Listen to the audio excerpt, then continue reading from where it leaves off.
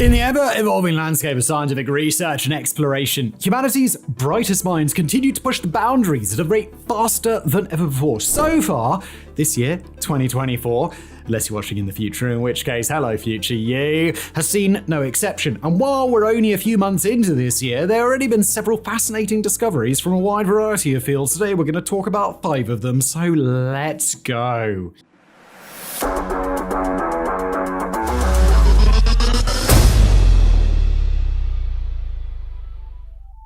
Sifting through data from the Sloan Digital Sky Survey, PhD student Alexia Lopez was studying the distant universe when she spotted something incredible. 9.2 billion light years away from us is a massive circle of galactic clusters so large that it defies all possible reasoning. It's been nicknamed the Big Ring, and with a diameter of 1.3 billion light years and a circumference of 4 billion light years, it might just be the largest structure in the observable universe. But there's a problem with the Big Ring, and that's the fact that its mere existence casts doubt on some well-established cosmological principles. To understand how the ring is forming cracks in the foundation of astrophysics, we need to rewind time a little bit, all the way back to the Big Bang, so I guess more than a little bit. During the first few 100,000 years after the Big Bang, the universe was filled with an ocean of dense plasma. As waves rippled through this plasma, it created peaks and valleys. This is known as baryonic acoustic oscillation, or BAO, and it's believed that the places where matter bunched up on these primordial waves is what led to the distribution of matter that we see throughout the universe today, as well as the patterns of the cosmic microwave background radiation. The problem here is that analysis of the Big Bang and current models of BAO indicate that the upper limit for cosmic structures should be somewhere in the ballpark of 1.2 billion light years in length, which sounded great until we started discovering things larger than this upper limit, such as the Big Ring. But the oddities don't end there. What makes the Big Ring even stranger is that it's adjacent to another limit breaker that was discovered in 2021, and that's the giant arc in the sky, which, by the way, was also discovered by that same PhD student Alexia Lopez. The giant arc is considered by some to be larger than the Big Ring, as it spans 3.3 billion light years, only it doesn't form a complete circle like its recently discovered neighbor. To put into perspective just how immensely large these structures are, the cluster of galaxies that our Milky Way resides in, the Lanica supercluster, is only about 520 million light years in diameter, meaning that despite containing an estimated 100,000 galaxies, it is absolutely dwarfed by the Big Ring. And the giant arc is so large that if it were visible to human eyes in the night sky, it would take up the space of 20 full moons lined up side by side, and overall it takes up about 1/5 of the radius of the entire visible universe. So with the addition of 2024's Big Ring, we now have 2 supermassive structures whose origins defy explanation and whose surprising proximity raises further questions. As Lopez herself puts it, the Big Ring and the giant arc, both individually and together, gives us a big cosmological mystery, and their ultra-large sizes, distinctive shapes, and cosmological proximity must surely be telling us something important. But what exactly? Batteries are crucial to the functioning of our society. They're in our phones, they're in our computers, our cars, and, well, nearly every other piece of critical infrastructure that makes modern life possible. But while they afford us the luxury of storing and transporting electrical energy, they've brought about their own set of problems, namely the extraction of the resources that are needed to make them. One of the most concerning of these is lithium, a crucial component for the type of battery used in electric vehicles. Lithium mining is no easy task, and it requires the use of chemicals like sulfuric acid and sodium hydroxide, which can poison the local ecosystem, lead to the diversion of huge quantities of local fresh water, deforestation, and a whole lot else. In fact, while electric cars themselves drastically reduce emissions compared to traditional combustion engines, their production is actually more polluting.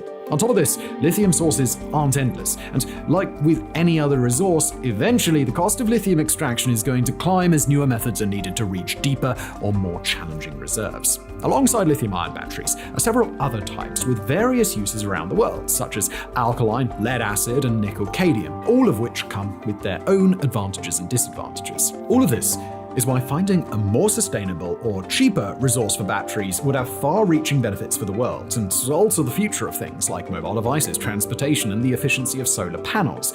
which is exactly what two teams have accomplished this year, one in Australia and the other in China. The team from Australia, led by researchers from the Royal Melbourne Institute of Technology, have developed what they call recyclable water batteries. In every battery, you need a positive end called the cathode and a negative end called the anode, and an electrolyte that connects the two and turns chemical energy into electrical energy. Usually, the electrolyte is a hazardous material, such as sulfuric acid in the case of lead-acid batteries. And this is why you're not supposed to throw most types of batteries in the trash with the rest of your household waste, as it can pose problems to its disposal location down the line. The Australian team's breakthrough is that their prototype battery's electrolyte is none other than water with a little bit of salt in it. They're calling their invention an aqueous metal ion battery, and the advantage here is that once the water-based electrolyte has run out of charge, it can easily be removed and replaced, potentially prolonging the battery's lifespan indefinitely. Water-based electrolytes don't pose the risk of chemical pollution that lead-acid batteries do, and they don't carry the risk of intense fires that lithium-ion batteries do. Not only that, but they're also much cheaper. So far, the team has created prototypes of several small-scale batteries, such as AA and the small cell-type batteries found in watches. Each battery contains the potential to be recharged at least 500 times and have shown to retain 80% of their capacity after more than 700 charging cycles. One of the keys to maintaining its capacity is the team's innovative use of rust. Normally, over the lifespan of a battery, tiny metal spurs called dendrites will form on the anode, which can eventually reduce the battery's effectiveness and its ability to hold a charge. The team stopped their formation by coating their anode in a thin layer of bismuth, after which they allowed it to oxidize or rust, preventing these spurs from forming in the first place. Meanwhile, a team in China has come up with a different solution: calcium. Scientists from Fudan University announced in February 2024 that they'd created a calcium-based battery that could handle 700 recharging cycles. Calcium is far more abundant than lithium is, about 2,500 times more abundant on its own, making up about 4% of the Earth's crust, and it's the third most common metal. If the number of recharging cycles can be improved, as well as their size and overall power, this on its own promises a much cheaper alternative to lithium-ion batteries. But there's another aspect of calcium that makes it even more attractive. It turns out that calcium batteries are highly flexible, and its creators demonstrated that small-scale models could be built into thin fabrics, potentially giving us a glimpse of next-generation wearable devices disguised as everyday clothing. On top of this, there is some hope for one specific variant, the calcium oxygen battery, which theoretically would have the highest total capacity and energy density. These batteries would take oxygen out of the air to use as power, which would be an incredible technological leap, but unfortunately these systems aren't stable at room temperature, so they require far more energy to maintain than they can currently deliver. Regardless, with 2024's announcement of water and calcium batteries, the future of energy is looking pretty optimistic. In 2016, data from the Hubble Space Telescope was examined by a team working on CANDLES, one of Hubble's most ambitious data projects, peering at the far reaches of the cosmos. The team announced that further analysis of the galaxy GNZ11 has revealed that it existed an estimated 13.4 billion years ago, just 400 million years after the Big Bang. At the time, this was the oldest known galaxy in the universe, as well as one of the most distant. Since then, teams working with the James Webb Space Telescope, JWST, have identified a few candidates that are likely further away, causing some of the hype from GNZ11 to die down over the years. However, the JWST isn't just remarkable because it can see further and find things that Hubble couldn't, it's also useful for re-examining the findings of Hubble to give us a clearer picture and sharper data. And that is exactly what a team of astronomers did in January 2024. The James Webb Space Telescope took a better look at GNZ11, but this time, what caught the researchers' attention was the black hole at the center of the galaxy, which is now believed to be the oldest in the observable universe. But, as the researchers noted, it isn't just the age of the black hole that's surprising. After all, much of this had already been covered a few years earlier. What was shocking was its newly realized immense size, which doesn't seem to line up with its age whatsoever. The size of the black hole was noticed due to the galaxy's higher than expected brightness. Originally, it was assumed that the galaxy's luminosity arose from the sheer quantity of stars, but further investigation revealed that much of the light is actually coming from hot gases swirling around the black hole, radiating their heat before they fall past the event horizon. What's intriguing here is that this scale of stellar consumption isn't what should have been happening so relatively soon after the Big Bang. According to current models of black hole formation, if the one in GNZ11 grew at what is believed to be the standard rate, it would have taken about 1 billion years to reach its current size, not the 400 million years that we see. It's like seeing a young boy that you're certain was only born 10 years ago, but already looks like a grown man with a full beard. It just doesn't make sense. Something we think we know has to be wrong.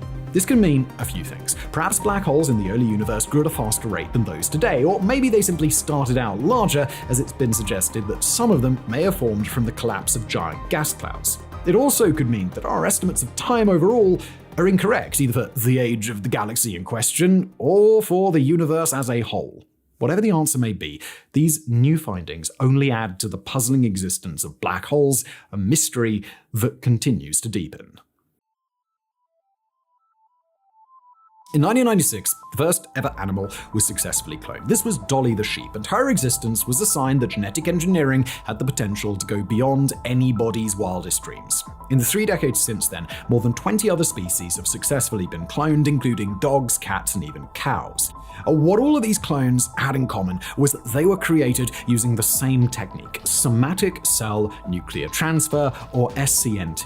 This process involves removing the nucleus of an egg cell and replacing it with a nucleus taken from a somatic cell, which can be taken from any other part of the body. Under the right conditions, and after stimulating the newly forged cell with a shock, it will start to divide. If taken care of properly, these cells can eventually grow into a fully functioning living creature, an exact clone of its parent, because it only contains one set of genetic material. Like we said, this technique has been used on many animals, but it always proved to be difficult with primates. It wasn't until 2018 that the first monkeys were finally cloned using this method, a pair of macaques named Zong Zong and Hua Hua.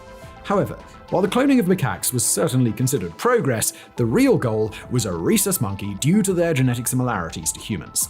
It wasn't until 2024 that the first rhesus monkey was cloned using SCNT named Retro. The researchers at the University of Chinese Academy of Sciences finally made the breakthrough when they realized that the reason so many previous attempts had failed was due to defective placentas. For some reason, rhesus monkeys created from SCNT couldn't properly use their placenta and umbilical cord to intake enough nutrients, a problem which was solved by taking healthy cells from a non-cloned monkey and growing the placenta from those, which ultimately resulted in the clone Retro, the first of its kind. According to the researchers, genetically identical monkeys are a necessity for the future of the medical field, as the similarities to each other means more certainty in testing results. Overall, they claim that this would result in fewer monkeys being used for testing, but this all still comes off to many as quite concerning. First of all, this only stokes fears that one day human cloning will be possible, because despite the fact that every ethics board and most geneticists are against this, progress in the field of genetics continues to take steps towards that outcome. The other concerns are from animal rights activists who don't believe monkeys should be experimented on in the first place, much less have a special genetic line of them created specifically for disease and drug testing. Either way, despite the recent success, we're still a long way off from being able to consistently clone rhesus monkeys. After all, Retro was just one viable baby from 113 total embryo attempts, a success rate of less than 1%. Still, what the researchers have done have shown that it's possible, opening up many doors for geneticists around the world. With all these other advances in science and technology, it should come as no surprise that the field of robotics moves just as quickly. In January 2024, Washington State University announced that their School of Mechanical and Materials Engineering had created 2 insect-like robots, the smallest of their kind in the world. The smaller of the two, called Minibug, weighs in at just 8 milligrams, while the other, modeled after a water strider, weighs in at 55 milligrams. What's most impressive is their movement speed, with each of them able to move about 6 millimeters per second, definitely a lot slower than biological insects, but much faster than any of their micro-robotic peers. The secret of their speed is tiny actuators, which, using a new technique, were shrunk down until they weighed less than a single milligram. The way that these operate is by using shape memory alloys, a metal that can change shape when heated, but return to its original shape after cooling back down. Each actuator contains 2 wires made from this shape memory alloy, and wires are able to be heated up and cooled down rapidly using a small electric current, allowing the mechanical parts of the robot to move incredibly quickly.